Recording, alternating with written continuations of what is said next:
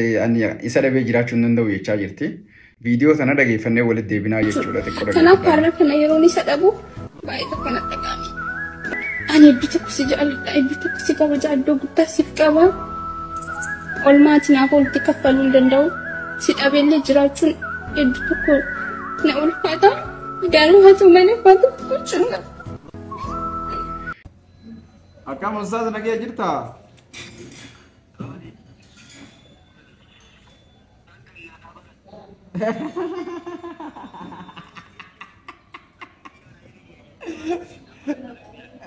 Wahii deemaan hin godhatu ambi fuudhurraa numaaf fudhayee deeman. Biyyuma keessa yoo taate dibrummaa qabaachuu qabdi beeka ijoollee ta'uu qabdi. Jarra kun rakkisa godhe.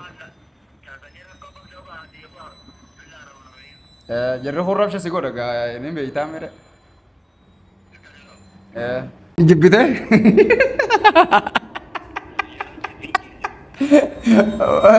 Boori nyuma kama sijiri jawa namni bina gaya di dilaa jira maal taate. Wallahi amma kono bunumaan nuku jira taa'e.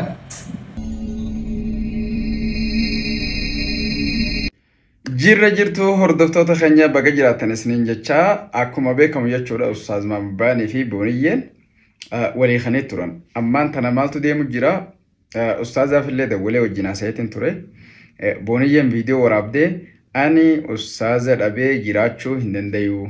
Eeguma inni na hiike boodaan na dhagayame.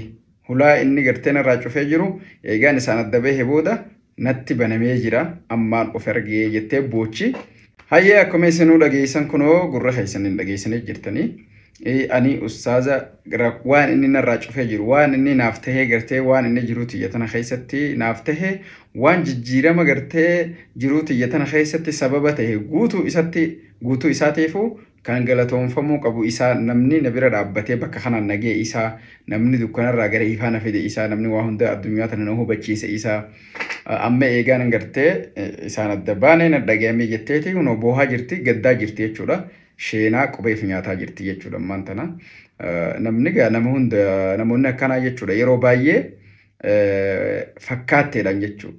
Yeroo san itti fakkaachuudhaan waan gurguddoo warqii of harkaa qaba yookiin waan gatii qaba yeroo dhaban eegas booda gizee of duuba deebi'anii sheenawanii qubeef nyaatan yeroo gaddanni argame jechuudha. Namoota hedduutu akkana ta'aa ture isii durii. Ammoo isiin ammaan tana ani isa dhabee jiraachuu hin danda'u jechaa jirti. Ustaazillee wajjin haasa'eetiin jira. Xiqqoo bilbila wal dubbisnee viidiyoo wajji waraabeetiin jira. Inni ammoo kenne jirutti ani isii bakka hiikeetiin jira amma booda obboleettii tiyya bakka isiin jiraatutti nagayaan hawwaa fi du'aayin godhaa fi hammeenya illee qabuu fi akkuma duraanitti ni yaadaa fi ammoo garuu jaarsaaf jaartii taanee akka wajjin hin jiraanne jeeti dubbatee jira xiqqoo dhageeffadhaame.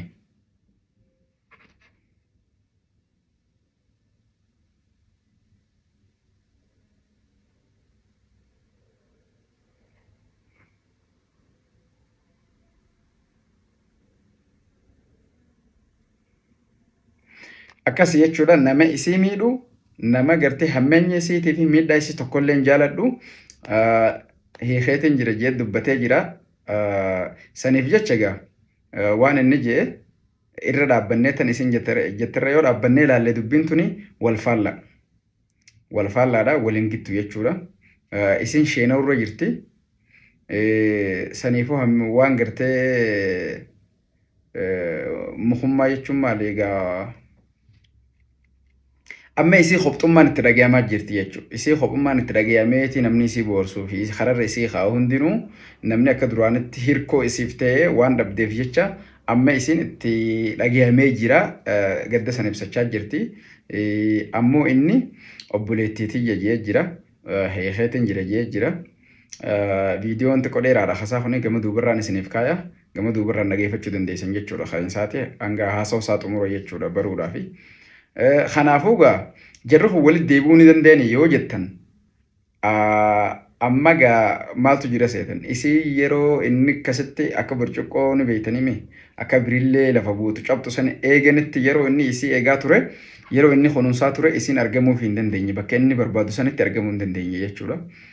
Kanaafuu Araboonni maal jennee beektanii dubartiin nama ofii jaalatutti heerumurra nama isii jaalatutti yoo heerumte irra caalaa jedhan.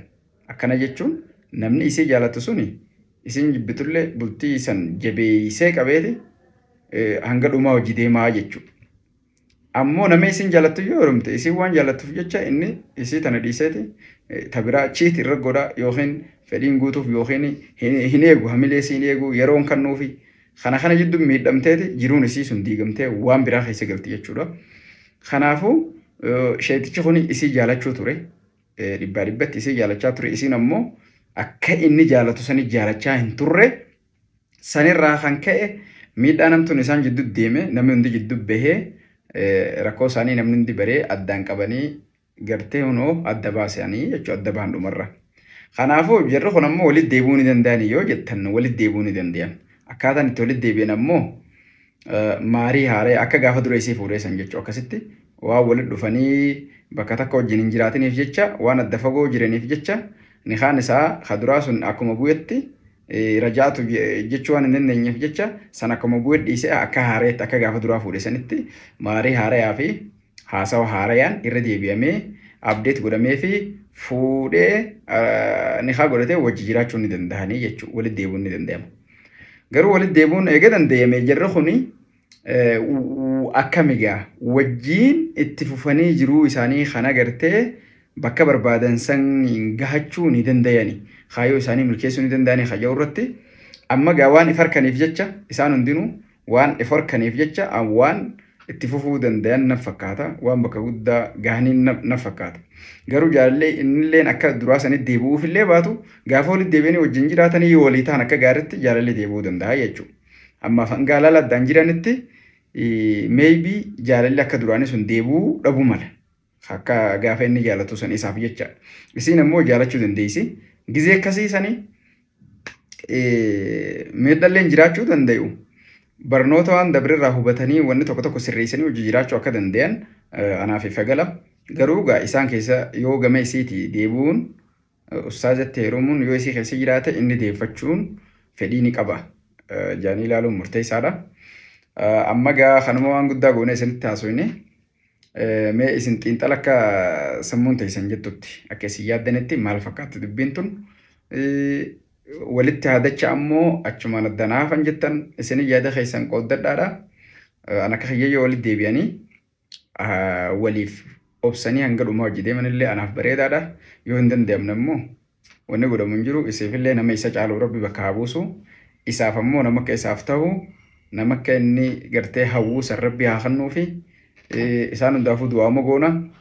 Nagaan nuuf jiraadhaa viidiyoo kana immoo sheer godhaatee addunyaarra waliin gahaa isaaniinillee gahaa viidiyoo kana sababa godhatanii yoo walitti deebi'anillee taate hin beekamu waan ta'eef jecha sababa ta'uu hin danda'a. Sheer godhaa fi isinillee miidhamtee jirti ammaan tanatti boohaa jirti jechaadha. Akka gaafa inni keessa tureessan isin amma ta'uuf deemti. Meegaa waan itti aanaa walumaan ilaalla nagaan nuuf tura.